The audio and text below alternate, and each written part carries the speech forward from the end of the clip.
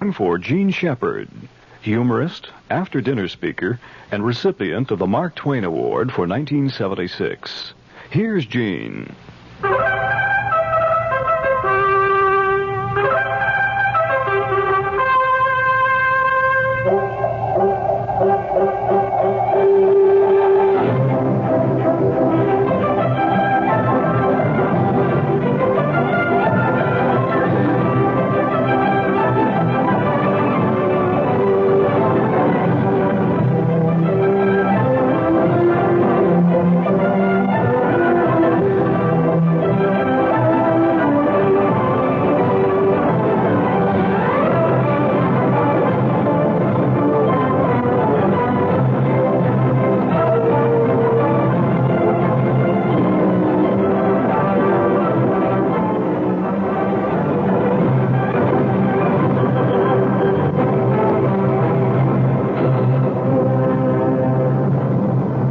Tonight's show is as full of evil as the Black Pit.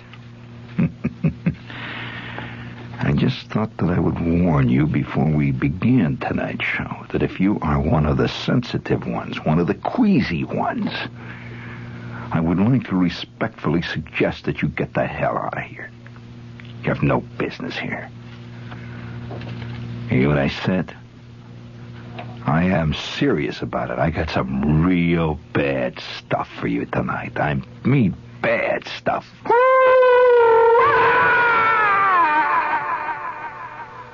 Just want to clear the clinkers out here and get ready. I mean, if you're a banshee, by God, you've got to know how to be one. Just sitting here, see, contemplating the infinite. Contemplating the evil that lurks in the hearts of men.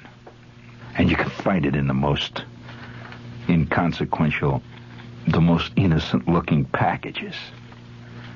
For example, I'm sitting there reading one of my favorite journals, the London Observer, which I always read, of course. There's a little picture here. You see this guy standing there dressed as a Napoleonic soldier? This is in the paper. This is the kind of stuff that's going on. Listen to this. It says, again, in the Observer, it says, we drove out to Waterloo for old time's sake and ran into Norbert Brassin, 65, a one-time mechanic, now a full-time collector of Napoleonica. He has thousands of volumes on the Emperor. His family owns a restaurant allegedly built from the relics of the battlefield. Brassin produced a cardboard box full of malodorous bones, which he claims his ancestors collected after the battle. He takes out his box of bones once in a while and sits there and enjoys them like any other relic. Malodorous. He says the British government has offered to buy his collection for the nation. He likes to dress up like the old guard for what Napoleon's warriors called la croix et la prune. Otherwise, the Belgians don't go in much for eccentricity.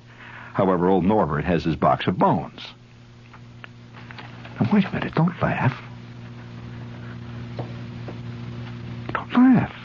Oh, no. Think of this for a moment.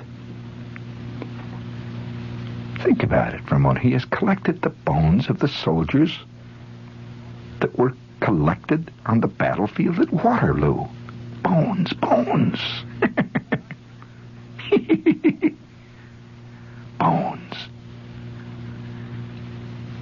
Have you ever run into anything like that? Have you ever personally run into a collector of, let's say, gruesomomania? You haven't. I have. My God, what I have seen. What I have seen. I shouldn't even tell you. In fact, this doesn't really surprise me at all, because I one time had the first time I actually ran into a thing like this, I was about, 9. I'm going to warn you, it is a story that is liable to cause you to get up and jump up and run out and into the John to retch for about a half an hour. I'm just warning you. I don't want you to write back and say, Mr. Shepherd, that story was in bad taste. My cat was sick for a week after he... I'm sorry, madam. I'm warning you. You must have fiber of steel to listen to this story. It's a sickening story. Oh, no, I shouldn't. Yes, you want to hear it?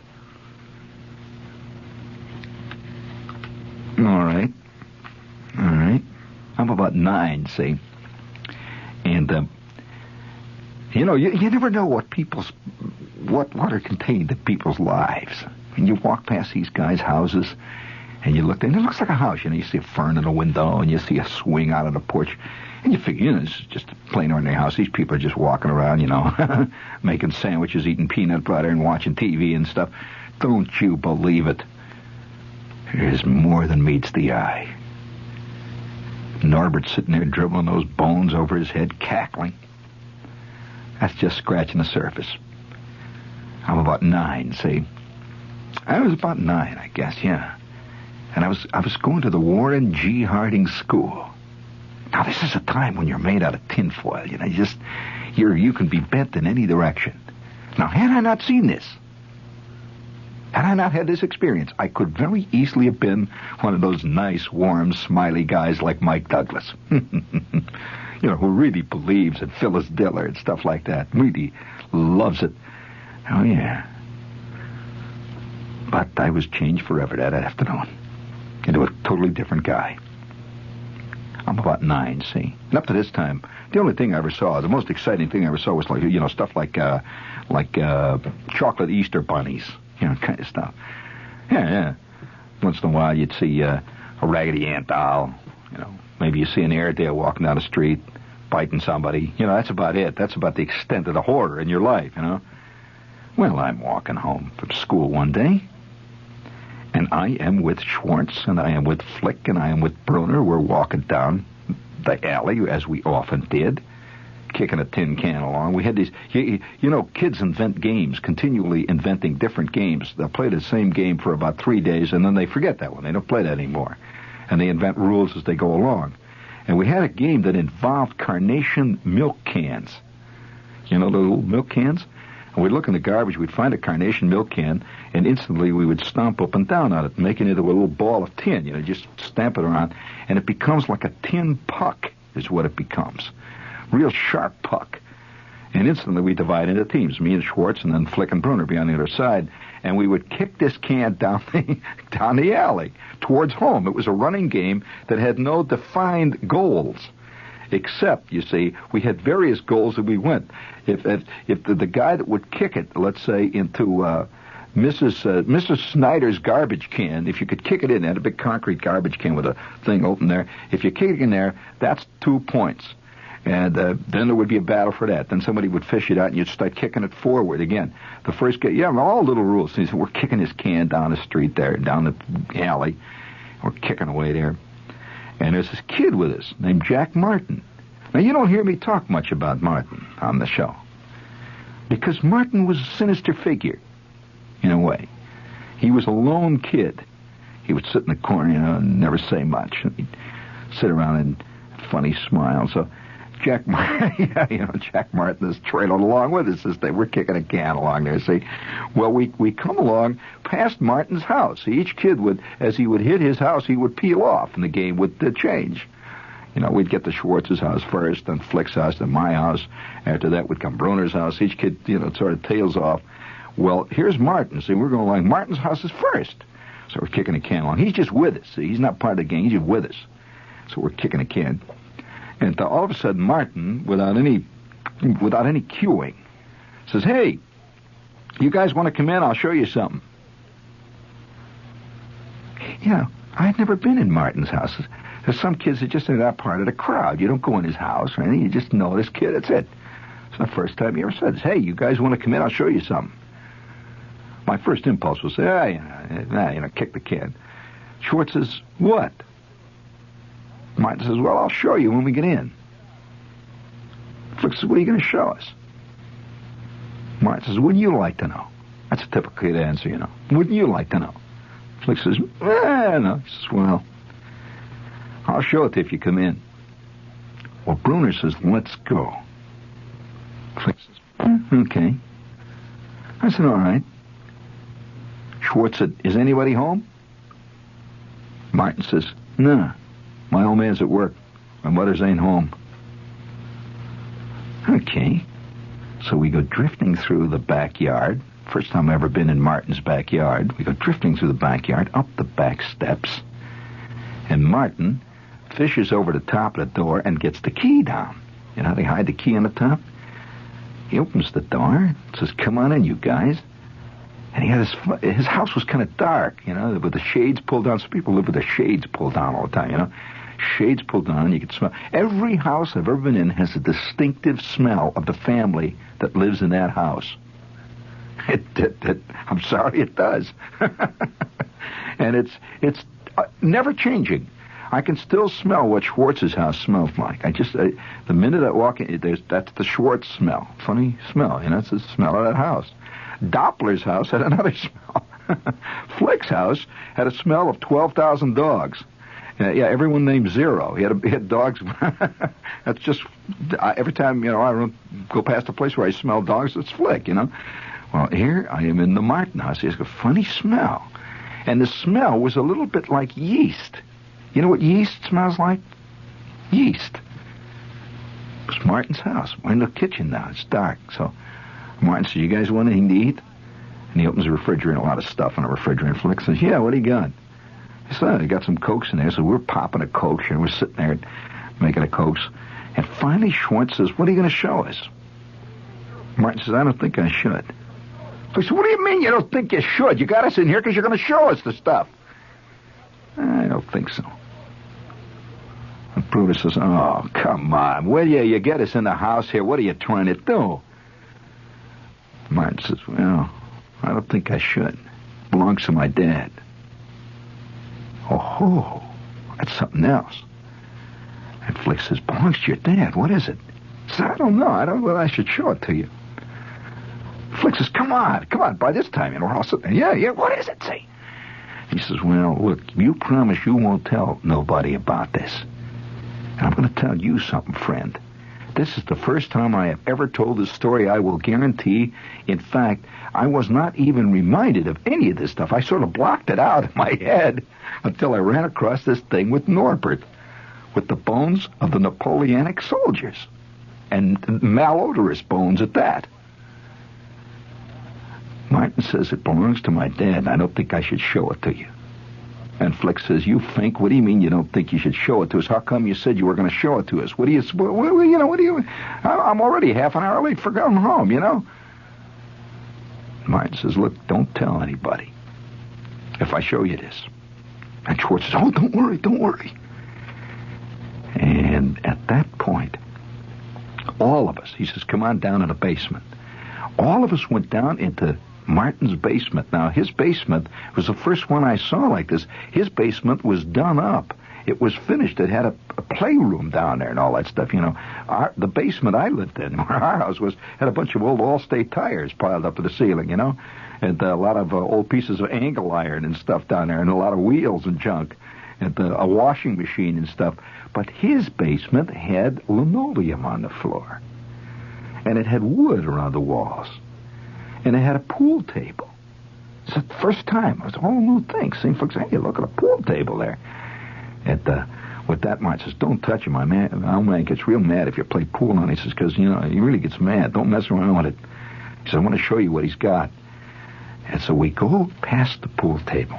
I can still see the scene. I did not have any idea what I was about to see. And Martin says, "Now, don't tell anybody about this. Don't tell anybody." And he opens this cabinet, which is on the side of the wall. And in the cabinet were these pool cues. These pool cues are all sitting there, see? And in the cabinet were some shelves right under the pool cues. We're all standing around looking, waiting to see. And it was a funny smell.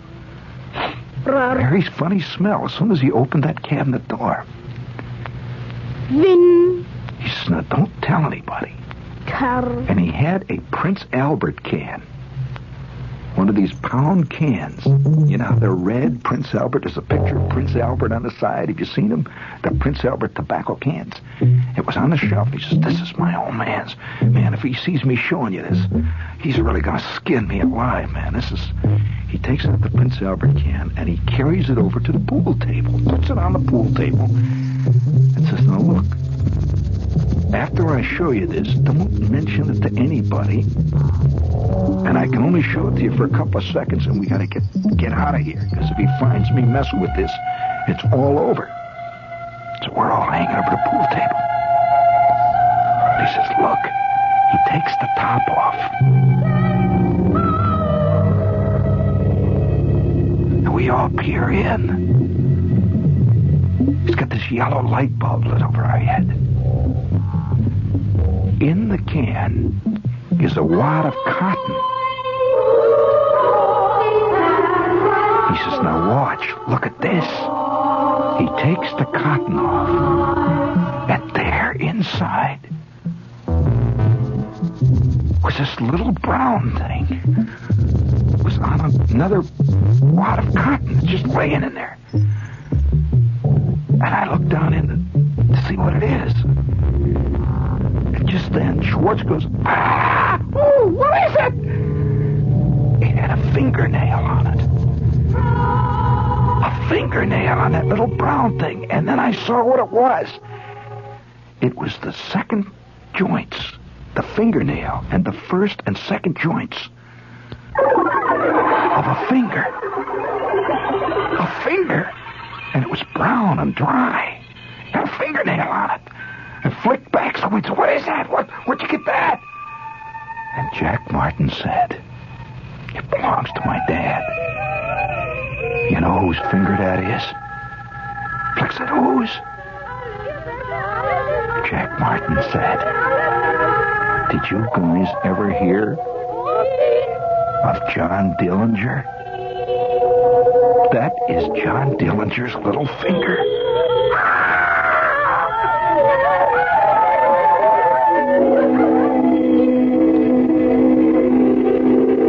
Schwartz said, John Dillinger's little finger. What do you mean? Where did you get? Where'd your dad get that?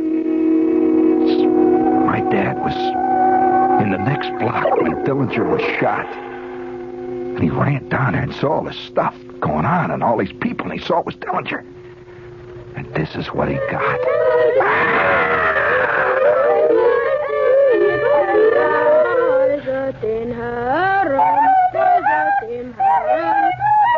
Well, we looked at it and hung around for a second. Martin put the top back on and stuck it back in the cabinet. We went back upstairs, and not one of us said a word. Martin says to Schwartz, why don't you finish your peanut butter sandwich? Schwartz says, well, I'm going to have supper pretty soon. I'm going to have supper pretty soon, and, you know. Well, thanks, Martin. That was real interesting. He said, you won't tell anybody? Schwartz says, I won't tell nobody. And I said, I won't tell nobody. Bruner didn't say anything. He just gulped. Flick just stood there and sweat. We went out the back door, me and Schwartz and Flick and Bruner. We got back out in the alley, and Flick says, let's kick the can. Schwartz says, I don't want to kick the can. We walked down through the dusk. You're listening to a guy that saw John Dillinger's left little finger. That's what they said it was, anyway. God only knows what it really was, but I can tell you this. It sure as hell had a fingernail on it. That I know. I told you it was going to be a sickening, rotten story. And that isn't the end of it. That is not the end of it. Because not more than 3 months after that, the sequel to it was even more fantastic. That's why I told you not to listen tonight. I mean, I doubt whether any of you have ever seen the finger of a live, walking around human being in a Prince Albert can. Not one of you. And you know I couldn't make up something like that. Oh, my. I remember, I've seen some scenes, I'll tell you. I remember one time, in the same, not more than 3 months later, in the same scene, I saw this guy, see, he says to me, there's another kid, see, he says, hey, do you want to see something? I said, what? Oh, I better not tell you this. I said, what? Anytime somebody sidles up to you and says out of the corner of his mouth, hey, do you want to see something? You got your choice right there. You're going to see something you may not want to see. Or you can go ever and through your life and forever be one of the innocent ones. I'll tell you. This kid says to me, hey, do you want to see something? I says, yeah. He says, well, come with me. Well, right next to the school, there was a swamp. And this swamp was very wide, tremendous wide swamp. And it's like the Jersey marshes out here, you know, it had cattails and all that stuff. So he said, come on out to the swamp with me. So we go out to the swamp, and I don't know how this ever happened, and then who did it or why. We go through the woods and the weeds and the water and the swamp and a glop. We go about a half a mile. He says, wait till you see this. And there, sitting amid a pile of rubble and cattails, trees, was a little shack. He says, take a look at that.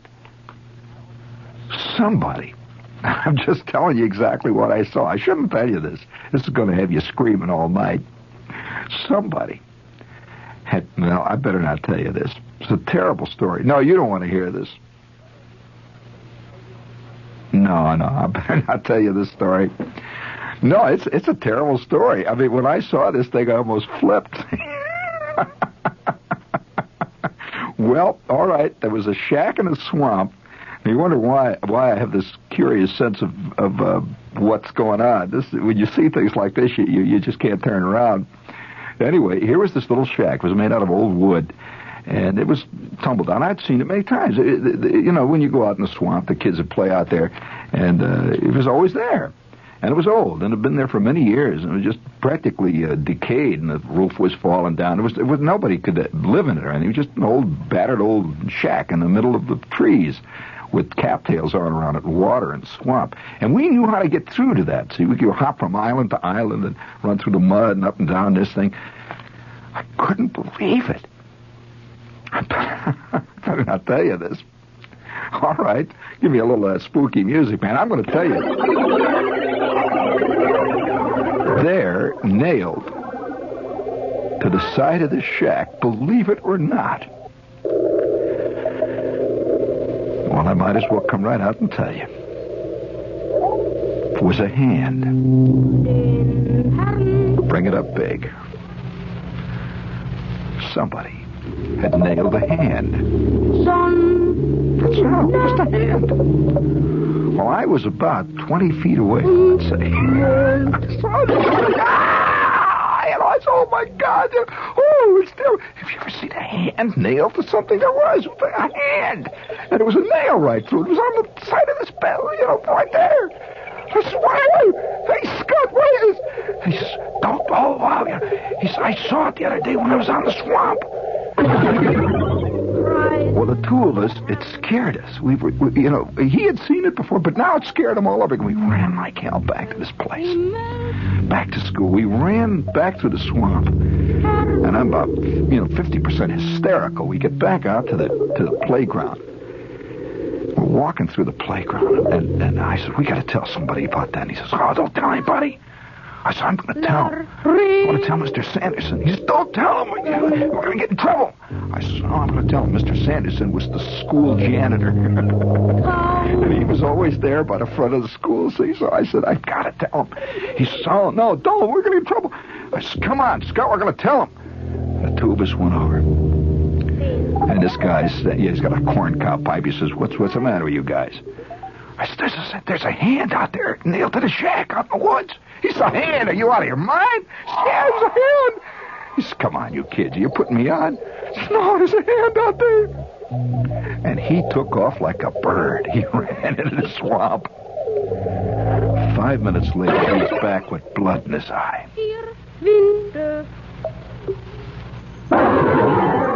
There was a hand to the side of that building.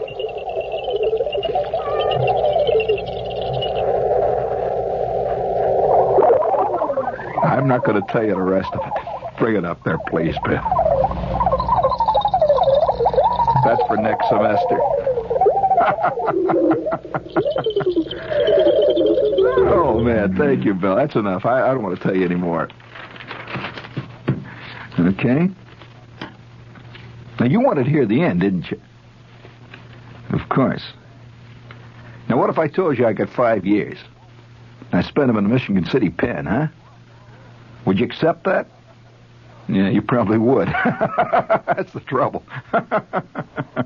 Yeah, then I'd have to, of course, then immediately 5 agents would call me up and try to get me folk singing gigs.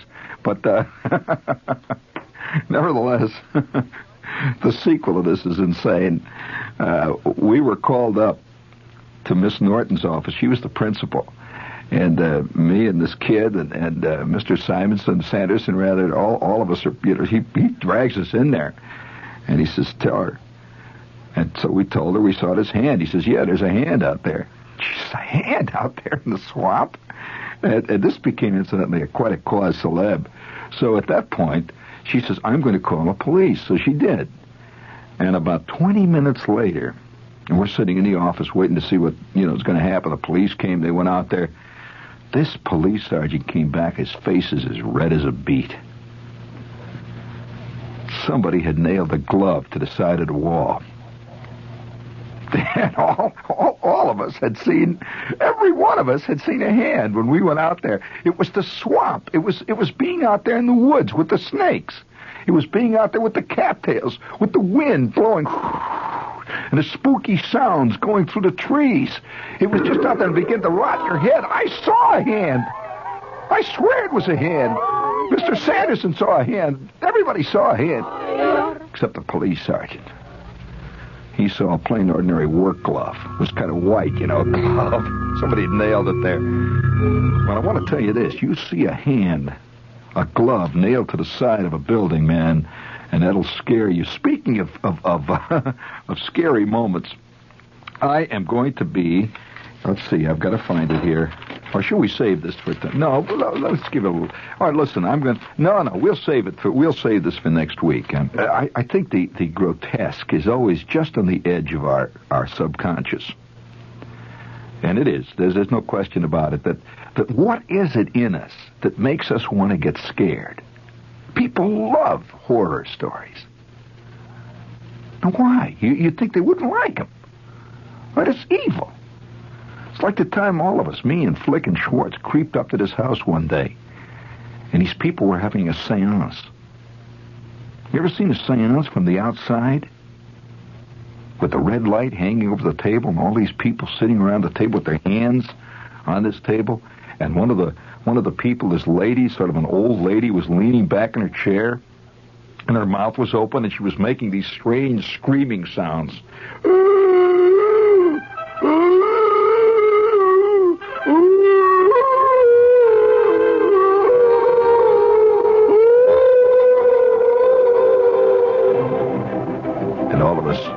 Through the window, see, we're watching this. I mean, let me tell you, the peeping Tom sees a hell of a lot more than bare bottoms, friends. I can guarantee you that. There's some things he doesn't want to see. And we're all looking through the window at this thing with the red light bulb. And the worst part of it is that I always took the paper to this lady.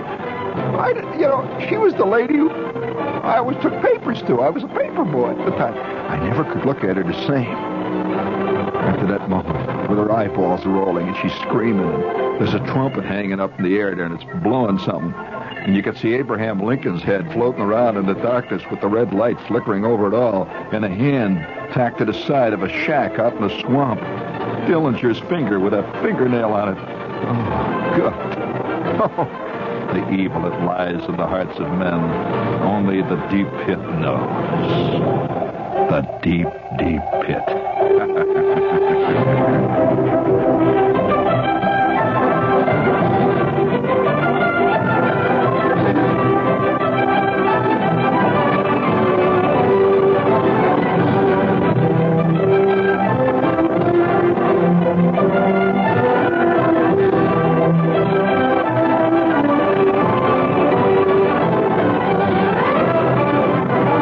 remember, I warned you. I told you it was going to be bad news.